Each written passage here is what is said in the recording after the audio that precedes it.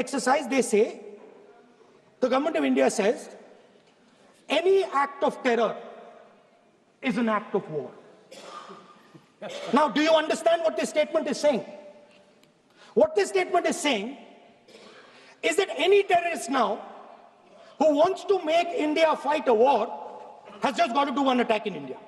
मतलब आपने पूरी की पूरी पावर आतंकवादियों को उठा के दे दी कि भैया आपको युद्ध चाहिए ना, आप एक अटैक कर दो, युद्ध हो जाएगा. It's craziness. You have taken the entire idea of deterrence and turned it upside down. Right? So today, no, one second, you're laughing. Tell me something. The next terror attack that happens, what will you do?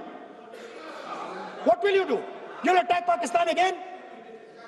So now, the moment they know that you're going to attack Pakistan, they just have to do a terror attack and they know you're going. So, this government is clueless even about what deterrence means. Right? This government is clueless about what political will means. This government is clueless about what it means to let the Army, Air Force, Navy fight. That's the reality of the situation. Now, I said in this house, standing right here, about 3-4 months back, and they laughed at me. They laughed at me. I said that please understand that India's biggest foreign policy challenge has been to keep Pakistan and China separate. And I said here that I am sad to say that you have destroyed the single biggest, most important goal of Indian foreign policy. China and Pakistan are fused like this. Okay? Now let me tell you what that means. Well, let me tell you what that means. It means, sir, अगर आप समझना चाहते हैं मैं समझा दूंगा थोड़ी देर बाद. Please. समझा दूंगा सर. Please आप समझा दूंगा तो बैठ जाएंगे sir. Don't worry, I'm ready to do it.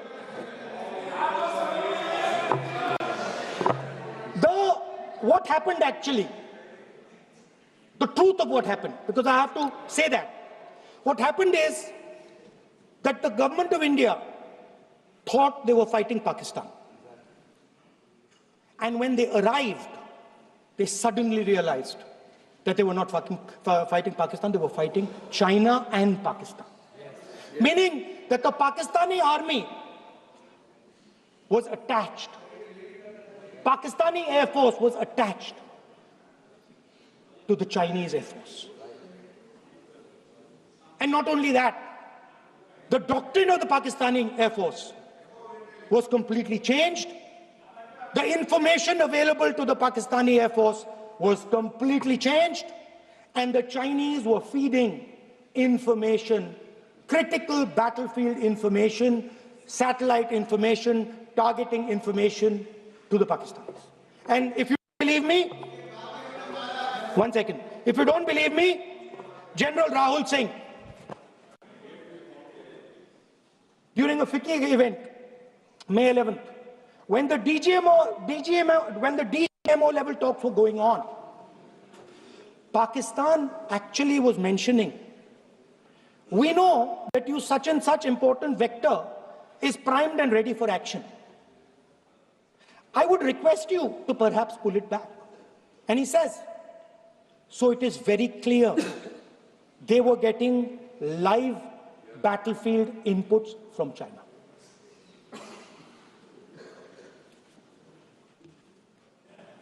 If you had listened to me here, you would not have lost those 5 planes.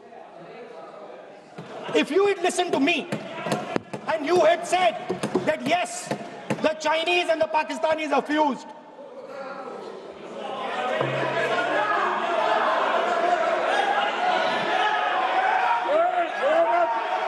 Sir, EM, External Affairs Minister says, yesterday in his speech, he says, the two-front war concept is a very old concept.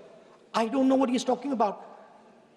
The two-front war concept is gone. It doesn't exist anymore. There is now a unified front concept where there is only one unified single front, and war is going to be held on multiple domains: space, electromagnetic, cyber, undersea, air, space, air, land, sea.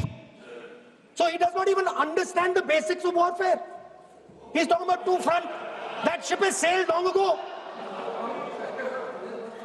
Speaker, sir, how did this integration between Pakistan and China take place? I want to make it clear. There is a center called CENTIAC, Center for AI and Computing, that was built in Pakistan with Chinese help. That was built in Pakistan with Chinese help.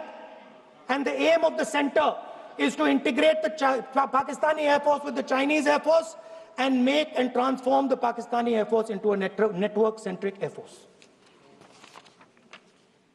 Speaker, sir, as I speak, and since 2021, Pakistani officers, strategic officers, have been embedded in the PLA's Western and Northern Theatre Commands. They are sitting there, coordinating.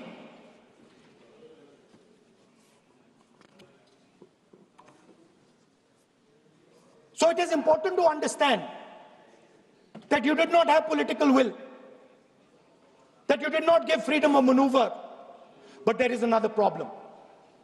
And the problem is that we are now facing not just China, not just Pakistan, but China and Pakistan fused as one militarily. Speaker, sir, it is dangerous in this time for the Prime Minister to use the forces to protect his image. It is dangerous for the country. The forces should only be used in national interest. The forces should be used with freedom. If you want them to be used, you want to unleash a tiger, free him. Do not tie his hands behind his back. Do not go to the Pakistanis and say, listen, don't escalate. Then go all the way. Then fight properly and defeat them once and for all. Don't have President Trump tell you that I have stopped the war 29 times. Have the courage to tell him, no, to hell with you. You can't stop any war. We're going to fight.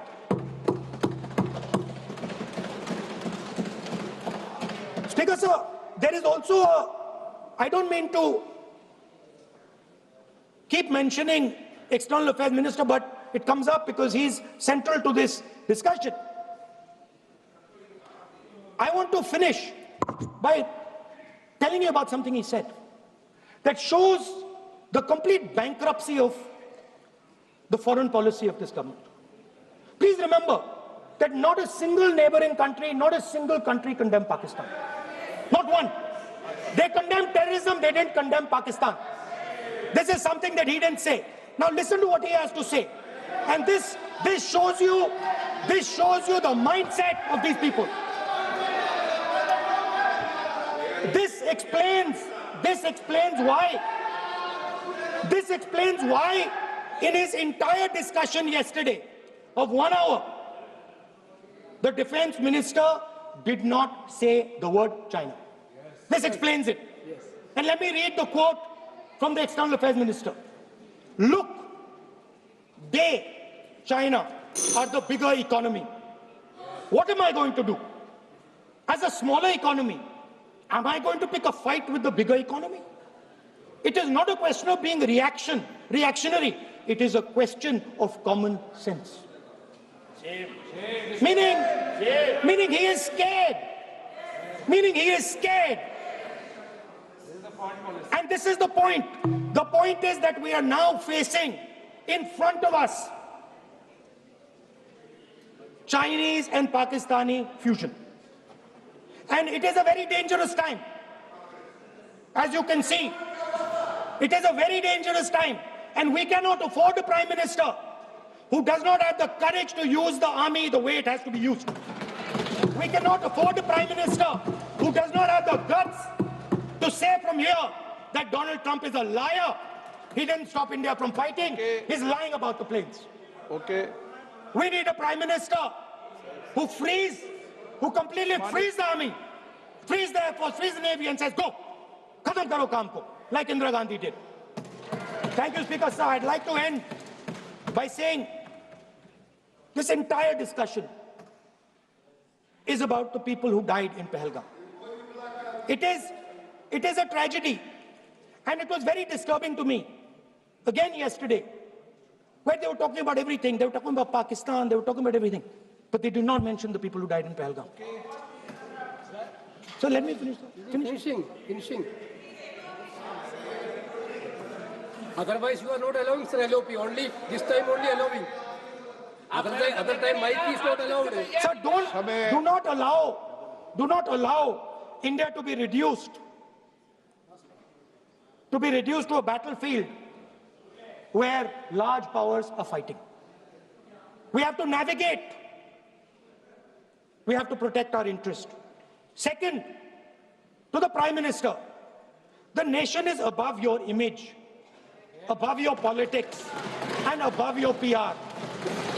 The forces are above your PR, your image, and your politics. Have the humility to understand that. Have the dignity to understand that. And do not sacrifice the armed forces and national interest for your own petty political gains. Thank you, sir. सभा की कार्रवाई इस विषय की समाप्ति तक बढ़ा दी जाए। डॉक्टर संबित पात्रा